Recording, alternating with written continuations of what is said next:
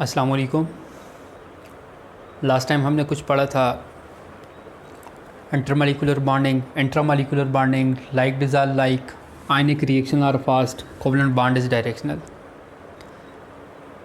And last time in last lecture we discussed about what are intermolecular bonding. The force of attraction exists between two molecules. That force of attraction is called intermolecular force of attraction or called intermolecular bonding. What is intramolecular bonding? The force of attraction exists inside a molecule which hold the two atom together is called intramolecular forces. Like in case of HCl, the force of attraction which hold the two atom together, that force of attraction is called intramolecular forces. Then we studied that like dissolve like, so only polar solute dissolve in polar solvent and non-polar solute dissolve in non-polar solvent. That rule is called like dissolve like. Whenever the solute interaction is weaker than solute solvent interaction, then that will be dissolved, otherwise the solute will not be dissolved in solvent. Then ionic reaction are fast and covalent reaction are slow. Ionic reaction are fast because no need of energy to break down the bond between two atoms. Like in case of NaCl, in case of NaCl only you need to put it into water. No need of energy to break down this bond between Na and Cl. So the time saving, due to time saving, these reactions are fast. Only the ions which react with water and reaction will proceed.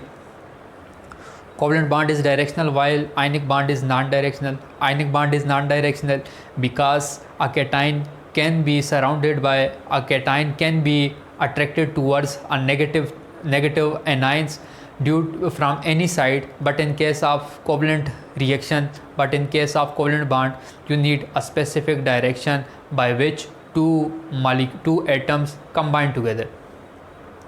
As we discussed in CH4, in case of CH4, if you want to make molecule of CH4, then hydrogen must attach with carbon with a specific direction with an angle of 109.5. Today our topic is what are covalent solid and what are metallic solid.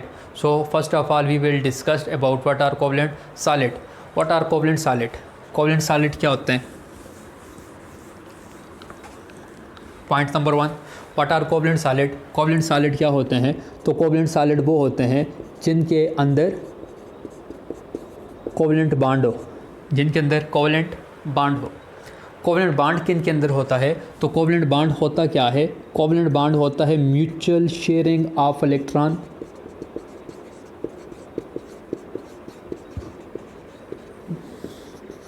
Between two atoms. दो atoms के दरमियान mutual sharing of electrons को covalent bond बोलते हैं. काफ़ी detail में मैंने बताया था कोवलेंट बॉन्ड के लिहाज से, single covalent bond, double covalent bond, triple covalent bond. कैसे कोई एग्जांपल के ज़रिए समझते हैं ऐसे सॉलिड जिनके अंदर सिर्फ और सिर्फ कोवलेंट बॉन्ड ही मौजूद हो. तो एग्जांपल नंबर 1 लेते हैं, जैसे है डायमंड. डायमंड की शेप क्या है? हर एक कार्बन के इर्द गिर्द 4 कार्बन मौजूद होते हैं. हर एक कार्बन 4 कार्बन के साथ जुड़ा हुआ होता है. जैसे एक कार्बन है, इसके साथ 4 कार्बन, 1 2 3 4. फिर इस कार्बन के साथ भी 4 कार्बन, 1 2 3 4. इसके साथ भी 4 कार्बन, 1 2 3 4 कार्बन. इस कार्बन के साथ भी 4 कार्बन, 1 2 3 4. फिर इस कार्बन के साथ 4 कार्बन, फिर इसके साथ 4 कार्बन.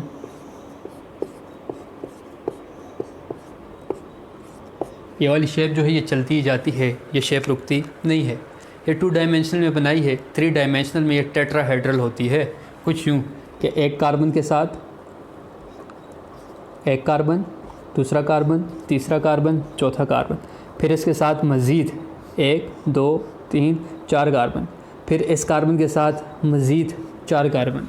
तो ये शेप चली ही जाती है. अब इसके अंदर कोवलेंट बॉन्ड कैसे है? तो इसके अंदर कोवलेंट बॉन्ड से मुराद ये है, अब किसी भी कार्बन को देखें तो इसने अपना ऑक्टेट कैसे कंप्लीट किया है। फॉर एग्जांपल मैं इस कार्बन को देखता हूँ तो हर एक कार्बन के पास 4 इलेक्ट्रॉन होते हैं आउटर शेल के अंदर। कार्बन ग्रुप 4 से बिलोंग करता है तो हर कार्बन के पास 4 इलेक्ट्रॉन। जितने भी कार्बन मौजूद हैं सबके पास 4 इलेक्ट्रॉन, जितने भी नज़र आ रहे हैं।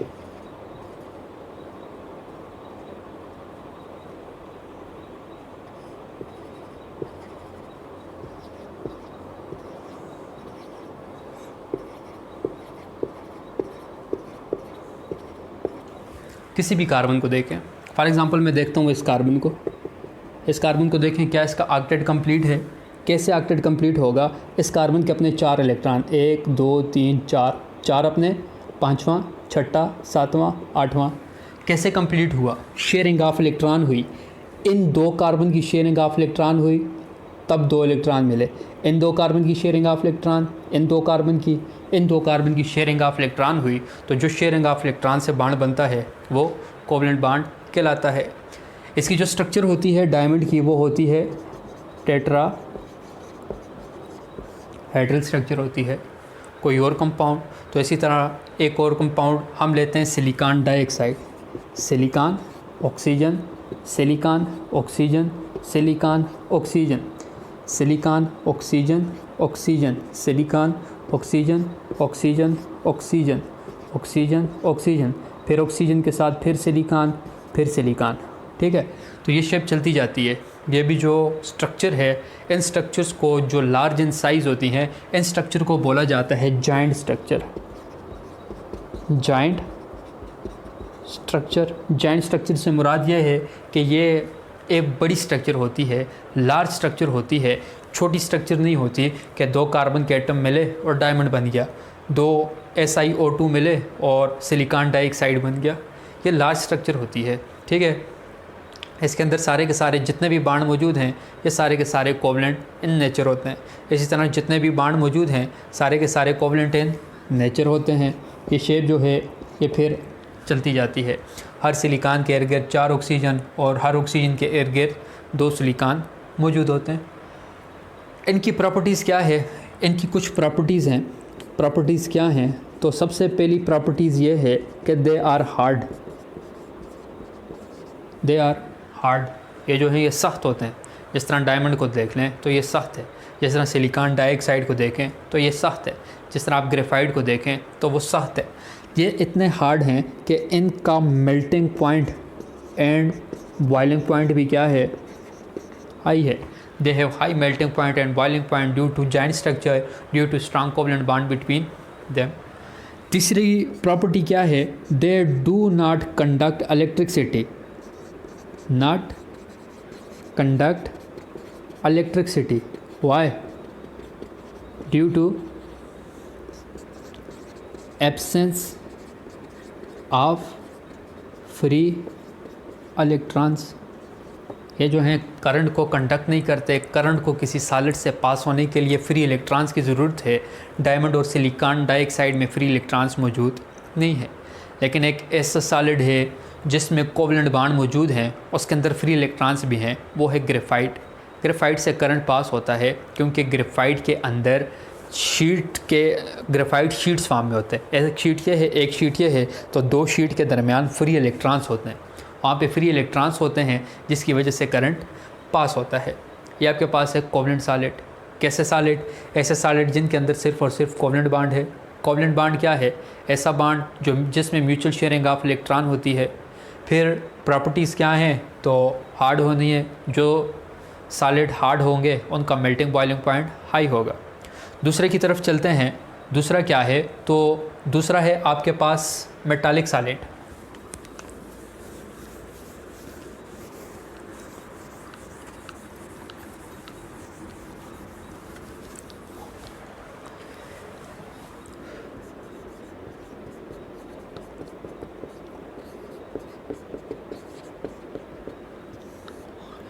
मेटालिक सॉलिड क्या होते हैं? मेटालिक सॉलिड वो होते हैं जिनके अंदर मेटालिक बॉन्ड हो, जिनके अंदर मेटालिक बॉन्ड हो। मेटालिक बॉन्ड क्या होता है, डिफ़ाइन। तो पहले इसको समझते हैं, फिर डिफ़ाइन करना इजी हो जाएगा, बहुत इजी हो जाएगा। कैसे समझते हैं? तो मेटल क्या है आपके पास, जैसे आपके पास आयरन है, कोबाल्ट है, निकल है, कापर है, जिंक है, प्लाटीनियम है, एल्यूमिनियम है, सोडियम है, पोटाशियम है। पीरियोडिक टेबल में देखें तो पीरियोडिक टेबल आपके पास कुछ यूँ है।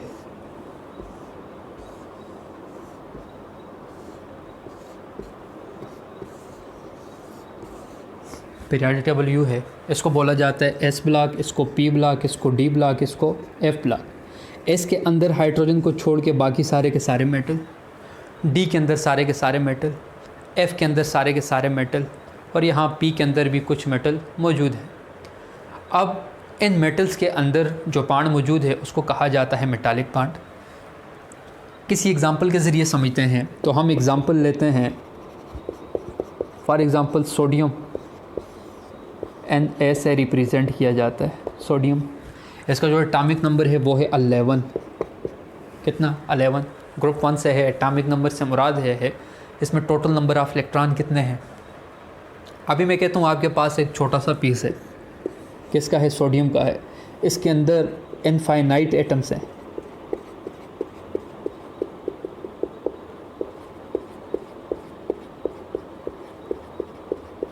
इनफाइनाइट एटम्स है। अब मैं कहता हूँ ये सारे के सारे एटम एक दूसरे के साथ जुड़े हुए क्यों हैं? ऐसी कौन सी फोर्स है कि जो इन सब एटम्स को आपस में जोड़ के रखती है? एक सोडियम का टुकड़ा है, उसमें सारे के सारे एटम मौजूद हैं, इनफाइनाइट एटम्स मौजूद हैं। तो मैं कहता हूँ कि कौन सी फोर्स ऑफ अट्रैक्शन है जो इनको आपस में जोड़ के रखती है? तो वो फोर्स ऑफ अट्रैक्शन है मेटालिक बांड। कैसे बनती है मेटालिक बांड? तो मैं कहता हूँ सोडियम का एटॉमिक नंबर है 11, तो इसके पास 11 इलेक्ट्रॉन हैं। पहले शेल के अंदर 2 इलेक्ट्रॉन, दूसरे के अंदर 8 होंगे, 8 हो गए, और कितने रह गए? 1 रह गए। अगर इसने अपना ऑक्टेट कंप्लीट करना है तो आउटर शेल से 1 इलेक्ट्रॉन छोड़ देगा, खो देगा। जब ये आउटर शेल से 1 इलेक्ट्रॉन खो देगा तो क्या इसका ऑक्टेट कंप्लीट हो जाएगा? कंप्लीट हो गया। सोडियम ने क्या किया? सोडियम ने 1 इलेक्ट्रॉन लॉस किया ऑक्टेट कंप्लीट करने के लिए। तो ये क्या बन गया? ये आपके पास बन गया Na पॉजिटिव। इसी तरह यहाँ पे सोडियम के टुकड़े में ये एक सोडियम है, ये पॉजिटिव है, साथ में इसने इलेक्ट्रॉन रिलीज़ किया है। सोडियम ने 1 इलेक्ट्रॉन रिलीज़ किया, ख़ुद पॉजिटिव बन गया, इलेक्ट्रॉन इस वजह से रिलीज़ किया कि ऑक्टेट इसका कंप्लीट हो जाए। इसी तरह दूसरा सोडियम है, इसने भी 1 इलेक्ट्रॉन रिलीज़ किया, तीसरे सोडियम ने भी इलेक्ट्रॉन रिलीज़ किया, 4th सोडियम ने भी इलेक्ट्रॉन, 5th सोडियम ने भी इलेक्ट्रॉन, 6th सोडियम ने भी इलेक्ट्रॉन को रिलीज़ किया है। जितने एटम होंगे सब ने 1-1 इलेक्ट्रॉन को रिलीज़ किया हुआ है। अब देखें इस इलेक्ट्रॉन के ऊपर है नेगेटिव चार्ज, और ये आपके पास कैटाइन है, मेटल कैटाइन है। कैटाइन का मतलब ये है इसके ऊपर पॉजिटिव चार्ज है। अब इस इलेक्ट्रॉन को ये भी अपनी तरफ खींचेगा, ये भी अपनी तरफ खींचेगा, ये भी खींचेगा, ये भी खींचेगा, ये भी खींचेगा। इस इलेक्ट्रॉन की वजह से ये सारे के सारे एटम आपस में एक दूसरे के साथ जुड़े हुए हैं। इस इलेक्ट्रॉन को देखें, ये सोडियम भी खींचेगा, ये सोडियम भी, ये सोडियम भी, ये सोडियम भी, ये सोडियम भी, ये सोडियम भी। तो इस इलेक्ट्रॉन की वजह से सारे के सारे एटम आपस में जुड़े हुए हैं। अब इस इलेक्ट्रॉन और इस मेटल के दरमियान जो बांड मौजूद है इसे कहा जाता है मेटालिक बांड। अब डिफ़ाइन करें तो मेटालिक बांड क्या है? द फोर्स ऑफ अट्रैक्शन किस किस के दरमियान है? Force of attraction exist between metal cation and free electrons are called metallic bond। इसको मेटालिक बांड कहा जाता है। इस थ्योरी को, जिस थ्योरी के ज़रिए मैंने कहा कि यहाँ पे फ्री इलेक्ट्रॉन्स हैं और मेटल कैटाइन बना है, इस थ्योरी को बोला जाता है इलेक्ट्रॉन सी थ्योरी। इलेक्ट्रॉन सी थ्योरी साइंटिस्ट ने पेश की। अब इसमें जो इलेक्ट्रॉन हैं वो सी की फॉर्म में, यहाँ पे 6 इलेक्ट्रॉन बनाए, एक सी बन गया। अगर यहाँ पे 1000 एटम होते तो 1000 इलेक्ट्रॉन्स होते। जितने ज़्यादा एटम होंगे सब एक एक सोडियम के केस में रिलीज़ करेंगे। ठीक है। अब the force of attraction exist between metal cation and free electron, that force of attraction is called metallic bond. इसकी कुछ प्रॉपर्टीज़ हैं। किसकी प्रॉपर्टीज़ हैं? मेटालिक बांड की नहीं, मेटालिक सॉलिड की प्रॉपर्टीज़ हैं। कौन सी प्रॉपर्टीज़ हैं? तो नंबर 1, दे आर हार्ड। लोहा को देखा है कैसा हार्ड होता है, कापर को देखा है, प्लाटीनियम को देखा है, ये हार्ड होते हैं।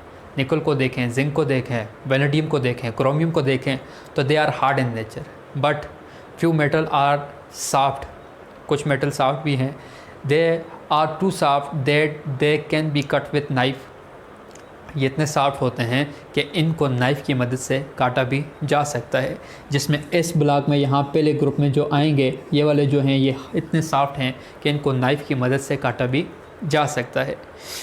दूसरी प्रॉपर्टी क्या है कि इनका melting point and boiling point high है, जितना मेटालिक बॉन्ड स्ट्रांग होगा इनका मेल्टिंग पॉइंट और बॉइलिंग पॉइंट बढ़ता जाएगा। अब लोहा है, लोहे को पिघलाने के लिए ज़रा देखें कितना टेम्परेचर देना पड़ता है, कापर को पिघलाने के लिए कितना टेम्परेचर देना पड़ता है। तो ये जो जितने भी मेटल हैं इनका मेल्टिंग पॉइंट और बॉइलिंग पॉइंट हाई है। तीसरा, कंडक्ट इलेक्ट्रिसिटी। अभी कुछ देर पहले पढ़ा हमने कोवलेंट सॉलिड इलेक्ट्रिसिटी कंडक्ट नहीं करते क्योंकि फ्री इलेक्ट्रॉन्स नहीं है, लेकिन मेटालिक सॉलिड के अंदर फ्री इलेक्ट्रॉन्स हैं, फ्री इलेक्ट्रॉन्स होने की वजह से ये इलेक्ट्रिसिटी को कंडक्ट करते हैं। Property number 4, they are malleable, they are ductile, they are sonorous. Malleable क्या होता है? मेलेबल होता है शीट्स। डक्टाइल का क्या मतलब है? Ductile wires. सोनरस का मतलब साउंड। और भी हैं, लस्टर होता है, चमक होती है। शीट्स का मतलब ये होता है दे can B hammered into sheets, इनकी मेटल्स की शीट बनाई जाती हैं। जिस तरह घरों के ऊपर कोई शीट्स वगैरह डालनी हो, चादरें डालनी हो, तो वो शीट्स की फॉर्म में होती हैं, वो मेटल को शीट की फॉर्म में कन्वर्ट किया जाता है। जितने भी मेटल हैं इनसे शीट्स बनाई जा सकती हैं। फिर है डक्टाइल इन नेचर। डक्टाइल का मतलब ये है कि इनसे वायर्स बनाई जाती हैं, तारें बनाई जाती हैं। जिस तरह कोई कंस्ट्रक्शन का काम लगा हो तो वहाँ पे देखें कि सरियों को बांधने के लिए वहाँ पे लोहे की तार यूज़ की जाती है, उसी मेटल को डक्टाइल किया हुआ है, वायर्स में कन्वर्ट किया हुआ है। या ये जो लाइट है, लाइट के अंदर देखें कॉपर की वायर्स मिलेंगी, सिल्वर की वायर्स मिलेंगी, प्लाटीनियम की वायर्स होती हैं। इन वायर्स का यूज़ किया जाता है तो मेटल्स को वायर्स के अंदर या शीट के अंदर कन्वर्ट किया जाता है। इसके अलावा जो मेटल हैं वो साउंड प्रोड्यूस करते हैं जब इनके ऊपर आप ज़रब लगाएं या जब आप इनको नाक करें। इसके अलावा they are lustre in nature, ये मेटल जो हैं ये चमकते हैं। जिस तरह लोहा है, प्लाटीनियम है, इनको देखें तो ये एक लस्टर शो करते हैं। ठीक है, ये आपके पास यहाँ तक क्या कुछ पढ़ा, टू द पॉइंट रिवाइज़ करें। तो first of all we discuss that what are covalent solid. Covalent solid are those solid in which covalent bond are present. Then what is covalent bond? Covalent bond means that the bond which is formed by mutual sharing of electron. What is meant by mutual sharing of electron? The mutual sharing of electrons mean the both atoms share its electron.